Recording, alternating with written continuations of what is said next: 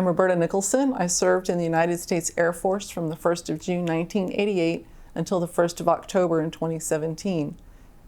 I was served overseas in several locations: the Philippines, Greenland, Saudi Arabia, Guantanamo Bay, Turkey, Belgium, Italy. I'm probably forgetting something, but it's enough. That's enough. Probably my biggest story of faith didn't have to do with any kind of deployment or scary plane ride or anything like that, but had to do with dealing with not being selected for promotion to major. So in the Air Force, if you don't make certain ranks by so many years of being commissioned, they say, thank you for playing, and there are no consolation prizes.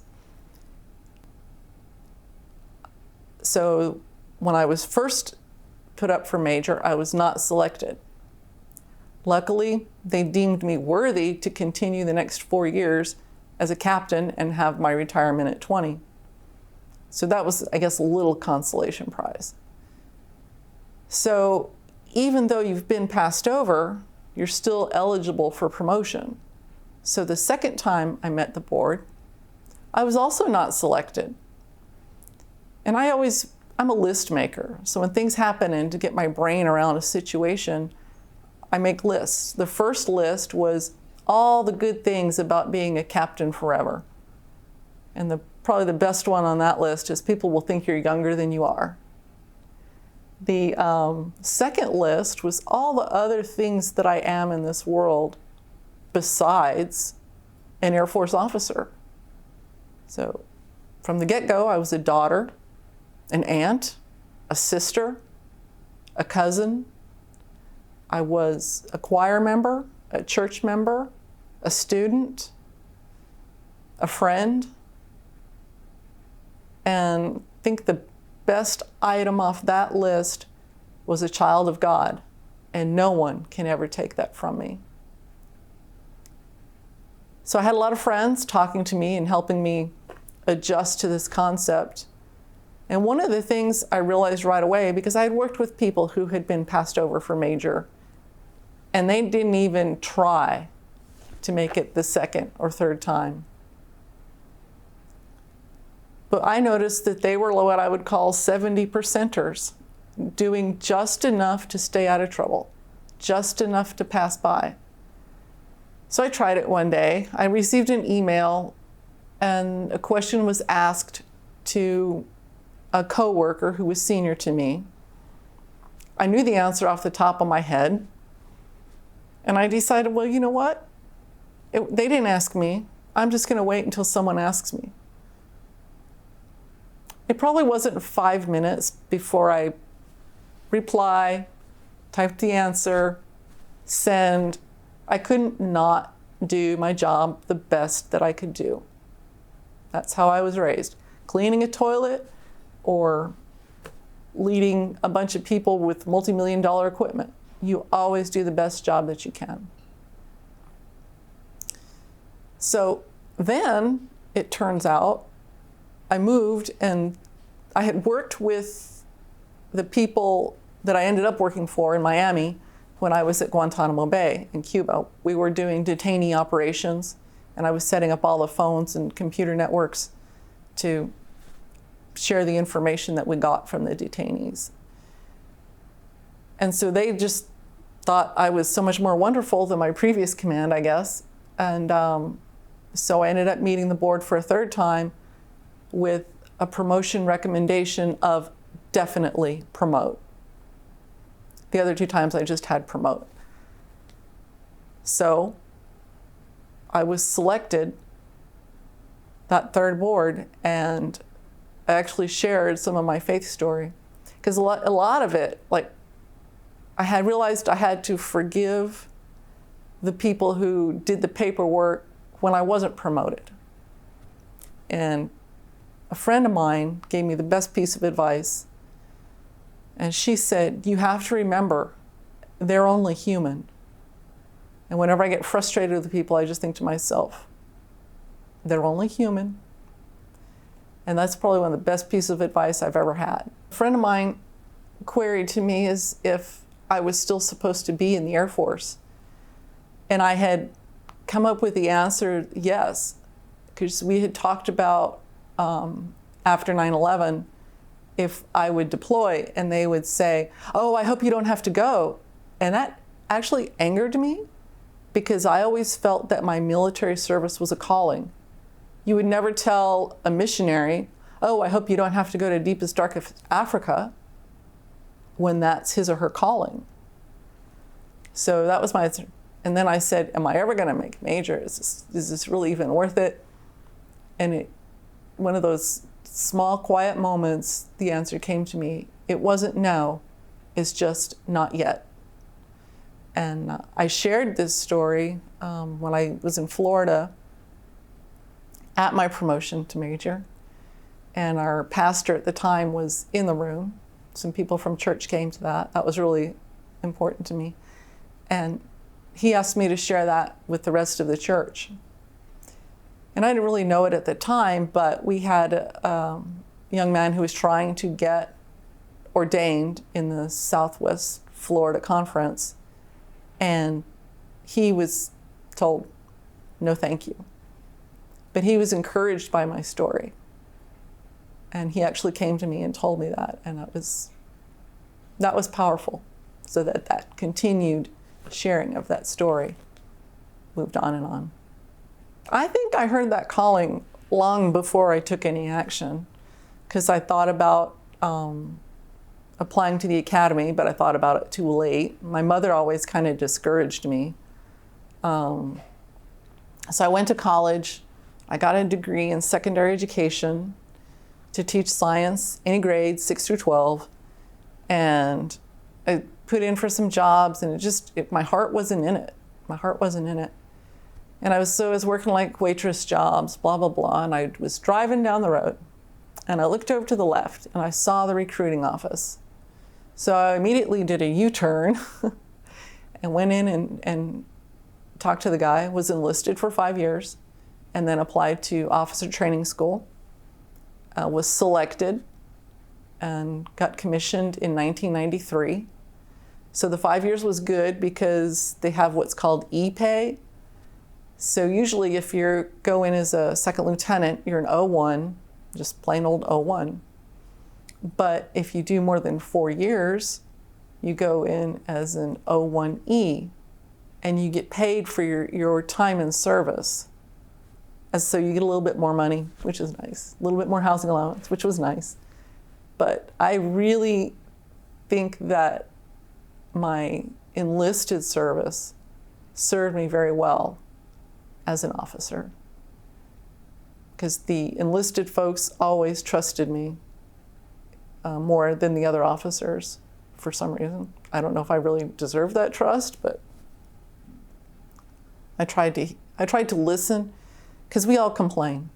Everyone complains, but one of the keys of being a good leader is listening for the truth within the complaint.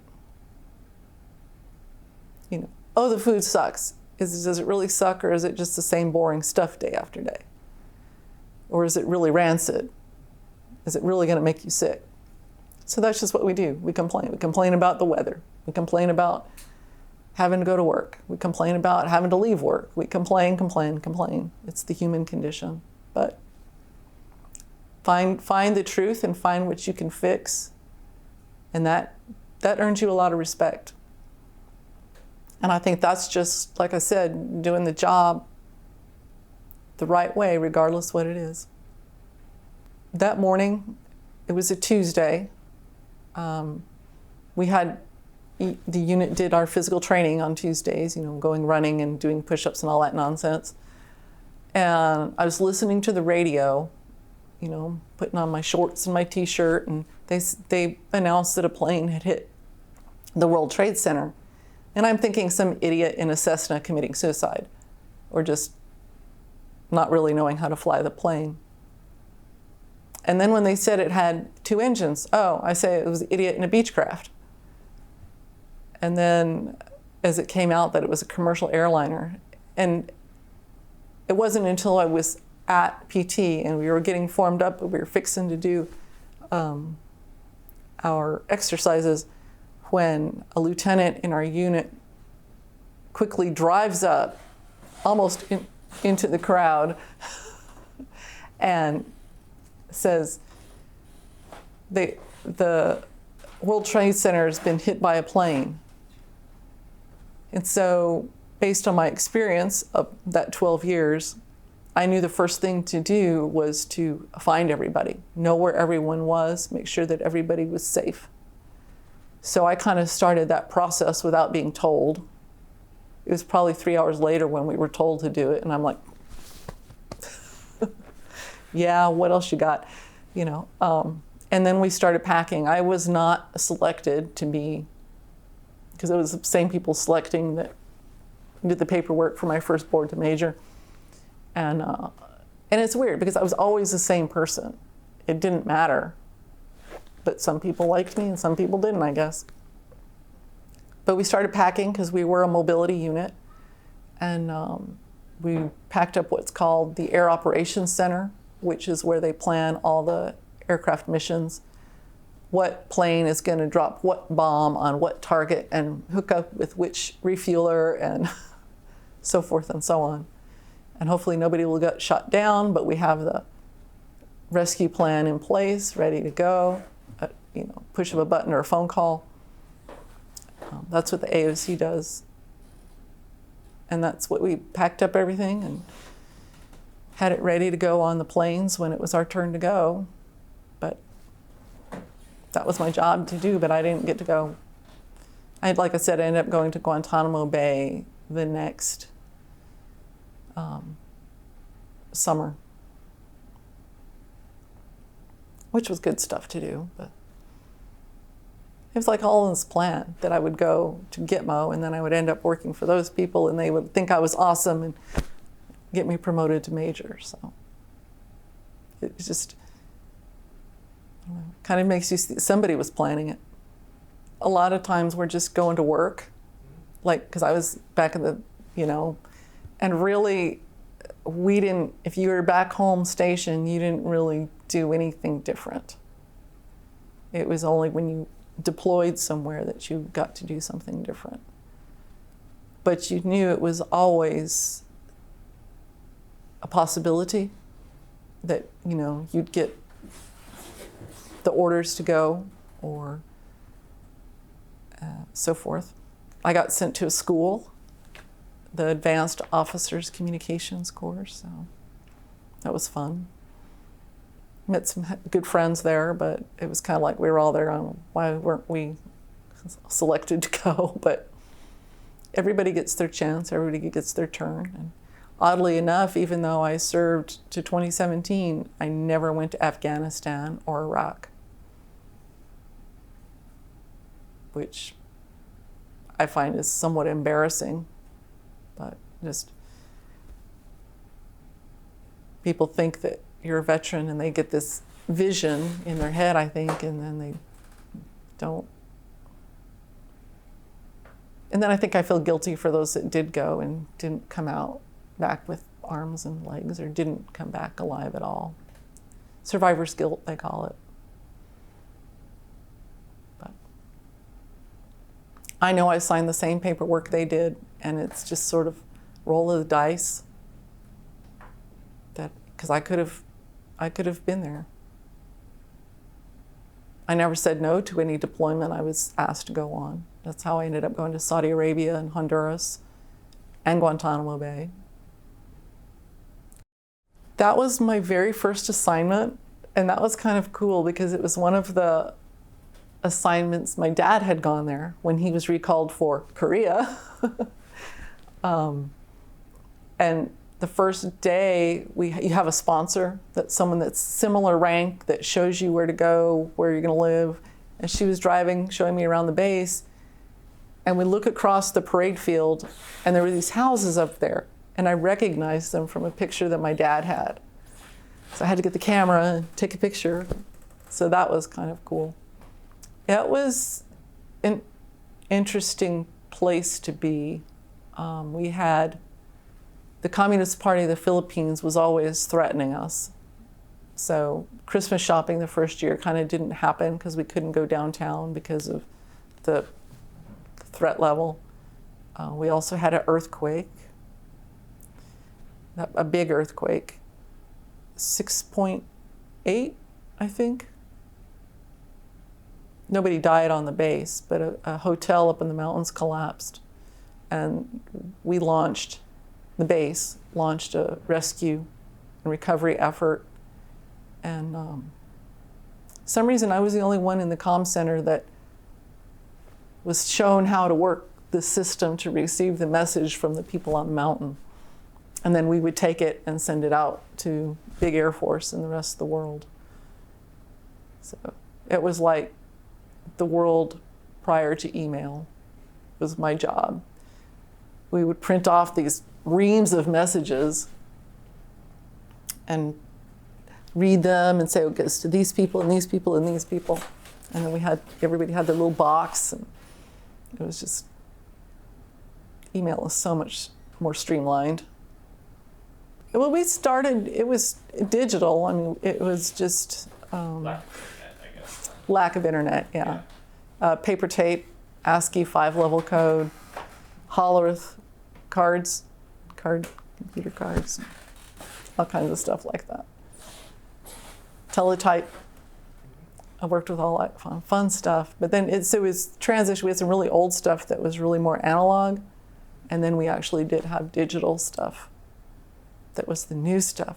And we thought, 9600 baud was screaming. I loved Greenland. Tell me about it. It was really cool. That was a pun intended completely. Glover has rubbed off on me a little bit. Any assignment that to me was different and that you can say you've been there and see different things. The first week I was there, we walked out of course it was on a bay, and we walked out on the frozen bay and got pretty much as from me to you to an iceberg. You couldn't get any closer because around the iceberg is slushy and you would fall in. But yeah, I have that picture. I'll have to see if I can digitize it. We'll add that in. That was neat. That was, we did the big Y2K there from May of 1999 to May of 2000. Well, being a communications, which includes computers, radios, telephones, all that digital stuff now, the number of systems we had at that time that didn't use a 4-digit year date, it was just a 2-digit date. So all of a sudden your computer's thinking it's 1900, and there was different tricks to go around it. But at Thule, which, weather's kind of a big concern up there, one of our weather systems wasn't Y2K compliant, and we couldn't make it Y2K compliant. That was kind of a mess. But it was okay because we had some backups, and the weather guys figured how to get work done. And then we could get it fixed too. We could say, look, we kept reporting it and reporting it and reporting it, and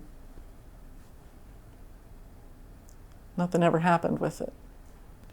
Well, it kind of spun out of control, but I don't think it was quite as disastrous as people thought, because if the piece of equipment doesn't really rely on the date, then it doesn't really matter. Like a photocopier that's standalone, that's not networked, it's not going to care. But we still had to go check all our copiers for compliance. So it was sort of a fiasco. Like I said, it was the things that actually went down. I think the bigger struggle was identifying and fixing things before it happened. So a lot of that got done. But I think it was kind of blown out of proportion, and all the dooms, just like anything, people are going to make it. You have the whole gamut. Oh, it's going to be no big deal. Oh my God, the world's going to end. Yeah, chill out. It's going to be okay. Not maybe that, but it's going to work. We're going to fix it. We're going to get it done. It's just hilarious. And of course, it was a big party, end of the century kind of thing. And I don't think I have those. I didn't get a pair of those that night. There was a picture of me in some New Year's Eve glasses. So we got all dressed up there and formals, and well, that's a whole nother topic. That really doesn't have anything to do with my military service. My sewing. Give me fabric and I didn't even have, I had to borrow a pattern and it was too small, but I made a brand new dress for Y2K and I still have it. It was, so after the ground portion of the first Gulf War, Desert Storm, we maintained a no-fly zone over southern Iraq. There's also one over northern Iraq, but the southern one was flown out of Dhahran until they bombed Khobar Towers, and we lost 19 airmen. And that was in June of 1996. So they moved everybody to this place called Prince Sultan Air Base, which was more in the middle of the country, in the middle of the desert. You could see people coming for miles because of the dust cloud. And I went there in October of 1996 through the middle of January of 1997. And when I first got on the ground, we had one tactical telephone switch, a green box that you can put on an airplane, and then a set of, they were heavy duty tactical phones that you could put, and there was 300 phones. So we were trying to do an entire air war with 300 phones. So it was a challenge. During the ground portion of the Gulf War, a digital telephone switch was essentially abandoned. They thought it had like burnt up, but it was just the circuit board, what do you call it? Power panel. And so we rescued it and brought it over to where we were at, the new location, and we were able to fix it, and that brought us 1,000 additional phone lines. So we went from 300 to 1,300 phone lines. And now we could do business, and we could do faxes, and we could do touch tone, telephone instead of whatever that. I have a friend, and we're still Facebook friends, and he was actually working that piece of equipment. And I didn't know him then, but our paths crossed later. That's probably one of the neat things about being in the military is running into people that you worked with before. That was always fun. When I first got to Davis-Monthan, a lieutenant was showing me around, and I had commented to her, I said, I wonder how long it's going to be before I run into someone I know. We opened the next door, and a master sergeant in there had been my superintendent in my shop in Saudi Arabia. So that, and then another shop was a classmate from officer training school, our basic comm officer training course. So it's just, you never know. You never know who you're going to meet again. My faith always got me through, no matter what my struggle was. You know, spending time in prayer and making lists and thinking about things. And I always felt that because I was a Christian, for me, applying my Christian principles to my leadership made me a better leader. But I don't know if that's true or not. Maybe I just want to believe that. Or have faith in that. Is that a way to put it? Anyway. And then I did end up making lieutenant colonel too, so. When? I was promoted to major in 2005.